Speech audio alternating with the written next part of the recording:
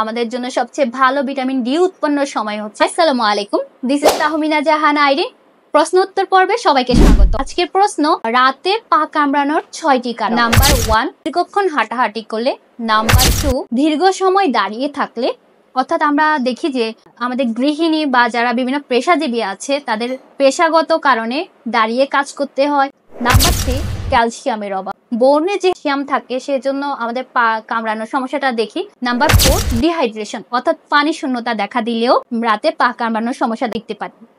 Anaemia বা রক্ত শূন্যতা যাদের আছে তাদেরও এই সাইন বা সিমটমটা আমরা দেখি। নাম্বার 5, রোদে না গেলেও সমস্যা দেখা দেয়। অর্থাৎ আমরা জানি যে সূর্যের আলোর মাধ্যমে আমাদের শরীরে ভিটামিন ডি উৎপন্ন হয়। মনে রাখতে হবে আমাদের জন্য সবচেয়ে ভালো ভিটামিন ডি উৎপন্ন সময় হচ্ছে সকাল 9টা থেকে সকাল 11টা। আর যাদের এসব সাইন সিমটম মিলে গেছে তারা অবশ্যই ডক্টরের শরণাপন্ন হবে।